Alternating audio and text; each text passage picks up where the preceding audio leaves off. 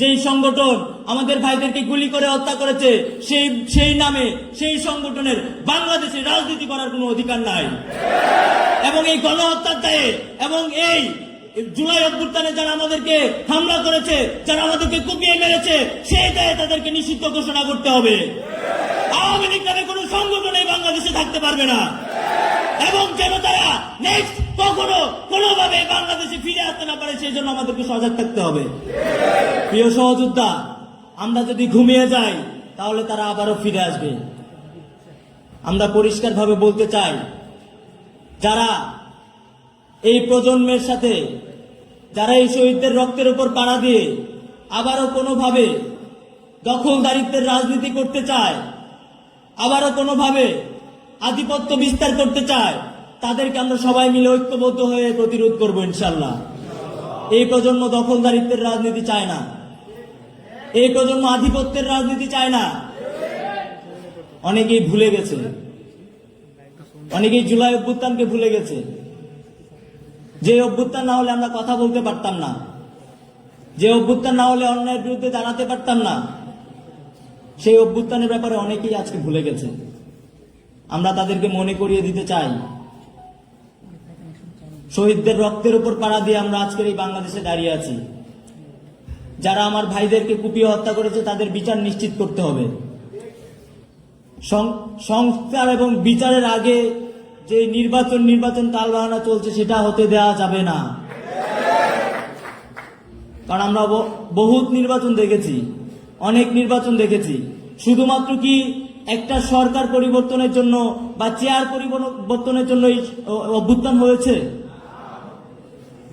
আমরা পরিষ্কারভাবে বলতে চাই, বিচার এবং সংস্কার দুইটার পরবর্তী সময়ে নির্বাচন, এবং নির্বাচনের যে একটা পরিবেশ, সেই পরিবেশ না হওয়া পর্যন্ত কখনোই এই দেশে ফেয়ার ইলেকশন আমরা আশা করতে পারি না।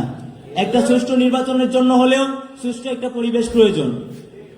চট্টগ্রাম বিশ্ববিদ্যালয় নিয়ে বলতে চাই, আমরা এতদিন দেখেছি দখলদারিত্বের রাজনীতি, এতদিন আমরা আধিপত্যের রাজনীতি দেখেছি, হল দখল করে রেখেছে, এবং আমরা কখনো অন্যায়ের বিরুদ্ধে কথা বলতে পারি না, আমাদেরকে কুক্ষিগত করে রাখা হয়েছিল। এত বছর পরে আমরা হলে অ্যালটমেন্ট পেয়েছি, আমরা এখন বৈধভাবে হলে থাকতে পারছি। আমাদেরকে সজাগ থাকতে হবে যেন পরবর্তীতে আর কেউ কখনো এই দখলদারিত্বের রাজনীতি করতে না পারে। যারা এই ক্যাম্পাসে দখলদারিত্বের রাজনীতি করার চেষ্টা করবে, তাদের বিরুদ্ধে আমাদের দাঁড়াতে হবে। আমরা বিশ্বাস করি, বাংলাদেশ ইসলামী ছাত্র শিবির কখনো দখলদারিত্বের রাজনীতি পছন্দ করে না এবং আধিপত্যের রাজনীতিকে তারা সমর্থন করে না। ক্যাম্পাসের প্রত্যেকটা ভালো কাজে আমরা বাংলাদেশ ইসলামী ছাত্র শিবিরকে একজন সাধারণ শিক্ষার্থী হিসেবে পাশে চাই, এবং আমরা বিশ্বাস করি, আমরা আশা রাখি, বাংলাদেশ ইসলামী ছাত্র শিবির প্রত্যেকটা ভালো কাজে, প্রত্যেকটা ন্যায় কাজে এই চট্টগ্রাম বিশ্ববিদ্যালয় ক্যাম্পাসকে দখলদারিত্ব মুক্ত রাখতে, আধিপত্য মুক্ত রাখতে এই ইসলামী ছাত্র শিবির সহায়তা করবে এবং সহযোগীর ভূমিকা পালন করবে। ফ্রন্ট লাইনে যেভাবে জুলাই অভ্যুত্থান থেকে আন্দোলন করেছে, সেই ভূমিকা পালন করবে। আমরা পরিশেষে এটুকুই বলতে চাই, যে দখলদারিত্বের রাজনীতি আমরা দেখে এসেছি, সেটার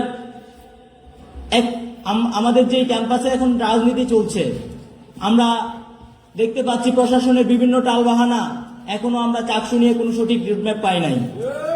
আমরা আজকের এই মঞ্চ থেকে পরিষ্কারভাবে বলতে চাই, দ্রুত সময়ের মধ্যে চাকসুর যে সঠিক রুটম্যাপ আছে, সেটা শিক্ষার্থীদের মাধ্যমে উপস্থাপন করতে হবে। যদি ছাত্র সংসদ কেন্দ্রিক আমরা এই বিশ্ববিদ্যালয়ের রাজনীতিটা পরিচালনা করা হয়, তাহলে আমরা বিশ্বাস করি এই বিশ্ববিদ্যালয়ে সুষ্ঠু রাজনৈতিক ধারা ফিরে আসবে। তো শেষ পর্যন্ত এটুকুই বলতে চাই, জুলাই অভ্যুত্থানকে আপনারা মনে রাখেন। যারা আমাদের ভাইয়েরা শহীদ হয়েছে, শহীদ হৃদয় তরুয়া, শহীদ ফরহাদ, তাদেরকে যেন আমরা ভুলে না যাই, সহ যারা এই শত শত ভাইয়েরা আমাদের এই অভ্যুত্থানে আত্মত্যাগ করে গেছে, তাদেরকে যেন ভুলে না যায়, তাদের রক্তের সাথে যেন বেইমানি না করি। আওয়ামী লীগ যদি কোনোভাবে আবার ফিরে আসে, তাহলে সেই শহীদ ভাইদের সাথে আমাদের বেইমানি করা হবে। তাই আওয়ামী লীগকে দ্রুত সময়ের মধ্যে গণহত্যার দায় নিষিদ্ধ করতে হবে। বাংলাদেশ ছাত্র শিবিরকে আমরা অনুরোধ করব, বাংলাদেশের প্রত্যেকটা নৈতিক এবং ন্যায্য আন্দোলনে বাংলাদেশ ইসলামী ছাত্র শিবির যেভাবে জুলাই অভ্যুত্থানে ফ্রন্টলাইনার থেকে ভূমিকা পালন করেছে, ঠিক একইভাবে ভূমিকা পালন করবে। সবাই ভালো থাকুন, সুস্থ থাকুন। ইনকিলাব জিন্দাবাদ।